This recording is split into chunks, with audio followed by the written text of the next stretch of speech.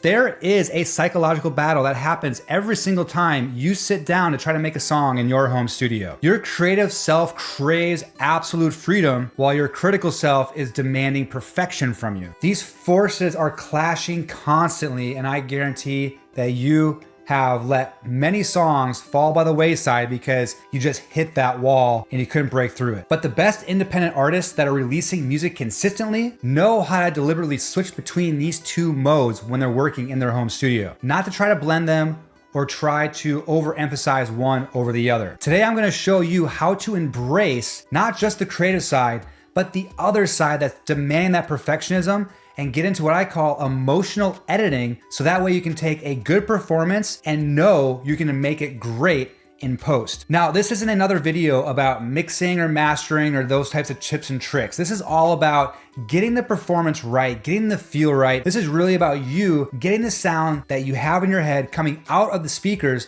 before you're sending things off to a mix and to a master. But these are the steps that you need to learn if you want to release more music regularly and be excited about what you're creating, as well as not being held back by timing issues, tuning issues. Maybe there's some texture or color that you're missing from going into a very clean interface through a clean microphone into a very sterile DAW. You may know that uninspired feeling you get when you think you're sounding great live and then it does not translate through the speakers. Well, this is that video for you that you need to check out. First, we need to take a step back and take a look at what editing is. Editing is not a dirty word. It's okay to edit. Every professional record goes through it. You gotta think of editing like a filmmaker. It's not just technical cleanup after the fun creative process is done. It's a distinct, separate creative act where you're sculpting out the emotional journey your listeners are gonna want to listen to. Just remember, every cut, every nudge, every tune, every fade, every effect that you add to your performance is only there to serve the purpose of telling the story you're trying to communicate through your art. You're gonna have to learn how to make deliberate choices on what you want to keep, what you want to eliminate, and understand that there's a process to go through after you hit record. If you have stopped yourself from releasing anything because you heard the playback with your vocals and you're like, oh my gosh, this does not sound how I thought it should sound. I'm sounding pitchy, I'm sounding off, it sounds uninspired. Just know this is normal, that you are now missing steps from the recording to the mixing phase, that there's a lot of stuff that needs to go in between there, and that's something that you can learn, and you can learn it quickly. And so you need to understand this because it's gonna make your output so much greater. Now look, we're gonna practice making bold edits, and we're gonna start with the comp. The comp is where we just get a bunch of takes out and we take the best portions of the take to make one awesome take. Now on paper, this sounds very, very easy, but oftentimes if you're just repeating the same phrasing or just kind of going through the motions and trying to hit everything perfectly, you're just gonna have a bunch of wooden takes and you're not gonna get the comp that you need. Really, this is where you get to experience the performance, experience the emotion, try things that you normally wouldn't try to hit notes that you don't think you can hit, try to get emotion in it that maybe is uncomfortable or awkward. Here's an example of something I just did recently.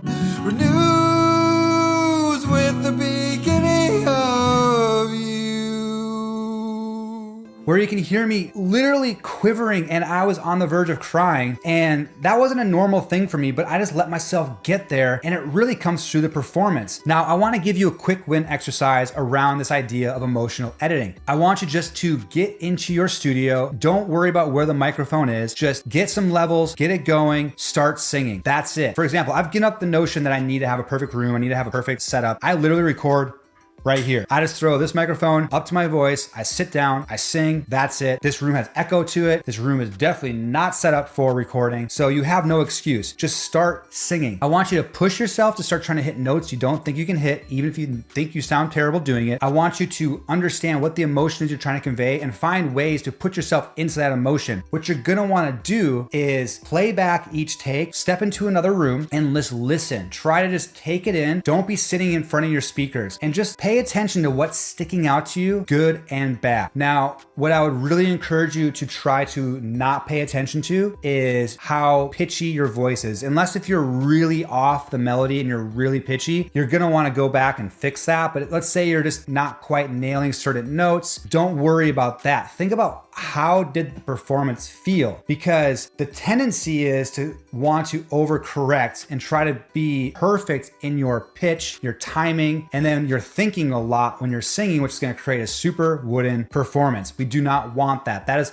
the opposite of what we're going for. We would rather get a pitchy performance that is filled with emotion and then go in and later fine tune it to make sure that it's not going to be distracting for the listener. Also, while not killing your tone, we're not talking about just auto-tuning it so you sound like T-Pain. But what you want to be listening for is just the emotion, what it makes you feel. Does it sound tonally like what you want it to sound like, or does it sound tonally different? Like, do you need to go back and just do a re-recording of certain parts because you realize that maybe you put too much emphasis on something or maybe not enough emphasis on something, and you need to play around with just the tone of your voice? Are you hearing certain parts that have a lot of energy that just sound great? Well, if that's the case, remember that, go back to your computer, cut that part out, put it into a comp take. Now, once you get through this exercise and you're listening to all your takes and you're really paying attention to what you like and what you don't like, and then you get that full comp take, take a break, put it away for the rest of the day, come back the next day, do the same exercise to that comp take, listen to it. Is there anything in there that's distracting that you don't like? That is your gut telling you need to go back and re-record. The last thing we want to do though is just re-record for re-recording's sake and get stuck in that cycle and then hear the same thing over and over and over again to where we lose all objectivity. This is all about gut moving and not staying still. We want to get through this process as fast as possible. So again, listen, be objective, pull out what you need to pull out,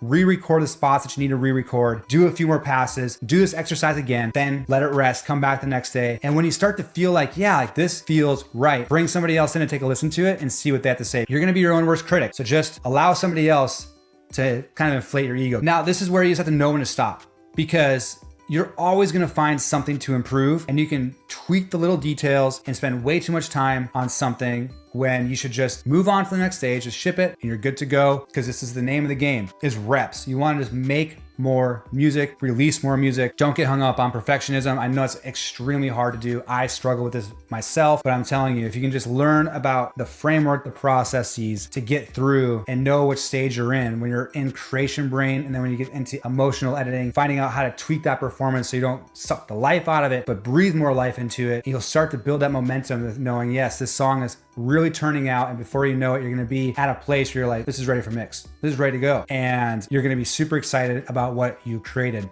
Okay, so this is the big takeaway. Your takes establish the emotion, but your edits capture the listener. Your takes establish the emotion, but your edits capture the listener. So let me know if this resonated with you, that feeling of my performances has never sounded as good through the speakers, because it's very common. Try the tips out on this. Let me know how it goes on in the comments below, and I'll see you on the next video.